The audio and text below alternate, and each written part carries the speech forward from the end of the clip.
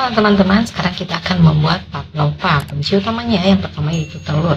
Gunakan putih telur yang masih fresh dan berada di suhu ruang. Jangan menggunakan putih telur yang dikeluarkan dari dalam kulkas. Masukkan ke dalam wadah. Kemudian kita siapkan gula pasir. Kita gunakan gula pasirnya yaitu gula kastor yang butirannya halus dan warnanya juga putih bersih ya. Putih telurnya kita gunakan 4 butir dari 4 butir telur. Kemudian gulanya di sini saya gunakan 225 gram. Oke. Kemudian kita tambahkan asam cuka. Kita gunakan cuka putih, boleh cuka yang seperti ini, cuka makan, atau boleh juga cuka apel. Oke, sekarang di sini saya tambahkan 1 sendok teh cuka.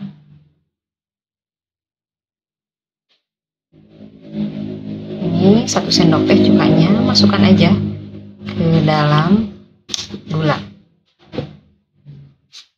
Kita satukan dengan gula.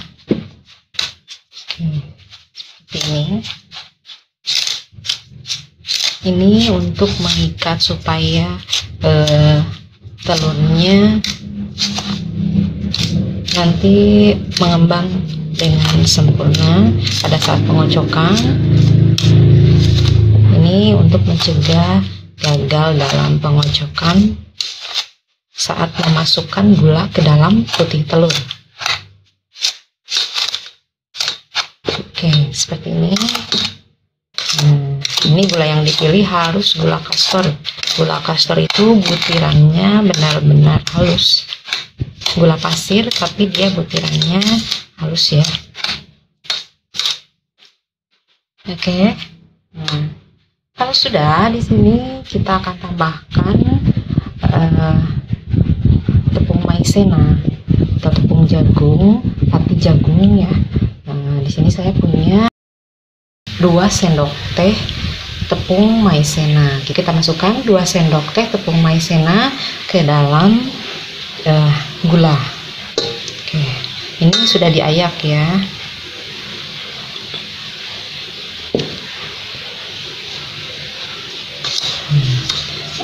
Ini tepung maizena fungsinya yaitu untuk mempertahankan kekokohan meringue pada saat nanti dipanggang. Jadi saat dipanggang nanti meringuenya tetap mengembang, dia tidak akan mengempis, adonannya akan tetap bagus.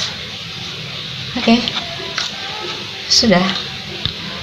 Nah, nantinya dia akan seperti ini ya, karena sudah pakai cuka. Oke, kita sisihkan dulu. Sekarang kita akan mengocok putih telurnya. Saat mengocok putih telur harus menggunakan mixer, boleh stand mixer ataupun hand mixer, yang penting pakai mixer. Kocok telur selama 2 menit sampai ada gelembung dengan kecepatan rendah. Kemudian setelah muncul gelembung-gelembung, naikkan kecepatan ke kecepatan sedang selama 2-3 menit sampai soft peak. Sebelum telurnya terlihat soft peak, jangan dulu memasukkan gula. Nanti adonan akan menjadi bantat dan turun kembali. Jadi gula dimasukkan setelah adonan soft peak.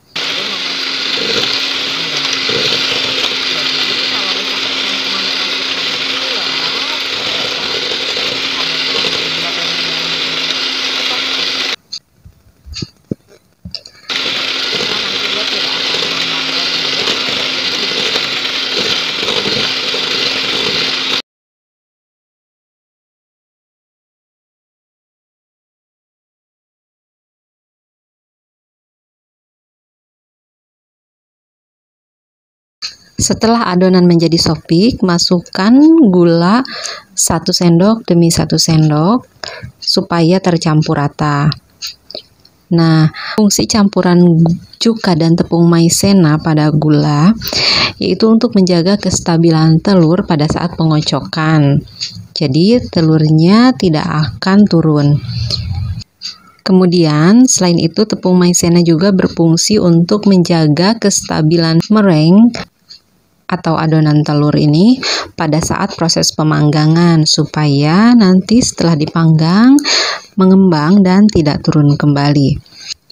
Setelah adonan gula tercampur rata dengan telur, kocok kembali, pertahankan kocokan selama 2 menit untuk memastikan bahwa adonan telah tercampur rata.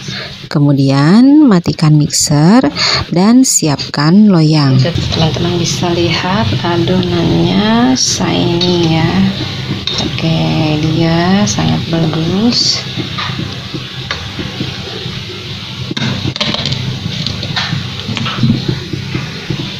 Sekarang kita siapkan loyang.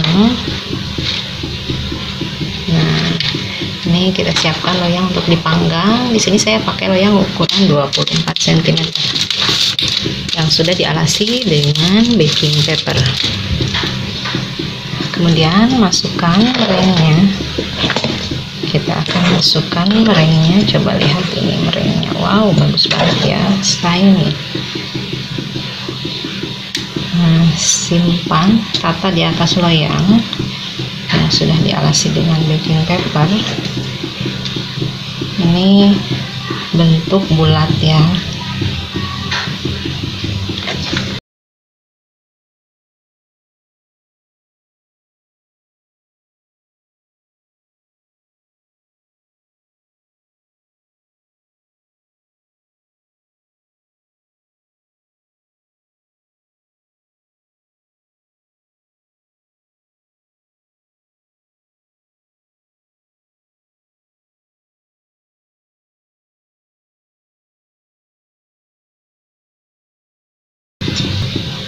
Nah, pinggirannya kita naik-naikkan ke atas seperti ini.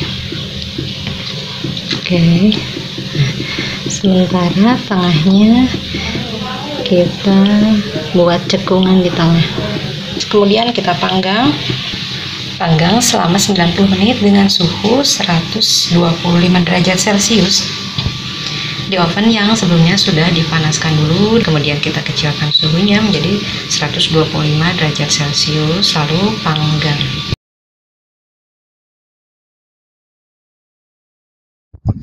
Nah, sekarang kita akan membuat toppingnya. Untuk topping, di sini saya akan menggunakan krim susu. Kita buat dengan bahan whipped cream. Saya pakai whipped cream bubuk yang ekonomis, kemudian susu bubuk. Whipped creamnya saya pakai 1 bungkus, susu bubuknya juga 1 saset. Bisa pakai merek apa aja. Kemudian tambahkan kental manis 1 saset juga, kurang lebih 40 gram. Kemudian tambahkan air es sesuai dengan petunjuk di kemasan whipped cream. Kalau teman-teman mau menggunakan whipped cream cair itu lebih enak. Kalau di sini saya pakai whipped cream bubuk supaya lebih ekonomis. Oke, kita mixer sampai mengental seperti ini. Nah, sekarang ini sudah 3 jam saya keluarkan dari oven dan kita kasih topping. Jadi toppingnya kita kasih di atas pavlova. Kemudian taburi dengan buah-buahan yang teman-teman sukai. Di sini saya pakai strawberry, kemudian jeruk. Teman-teman bisa menambahkan coklat dan lain sebagainya sesuai dengan selera teman-teman. Nah, ini sudah jadi. Kalau teman-teman mau simpan di lemari es, ini bisa tahan sampai 2 hari.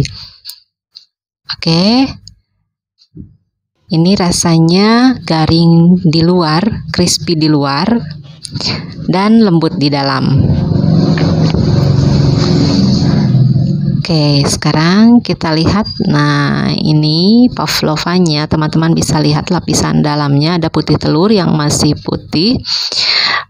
Itu rasanya lembut dan di luar rasanya crispy. Oke, selamat mencoba. Jangan lupa subscribe, like, share, dan komen.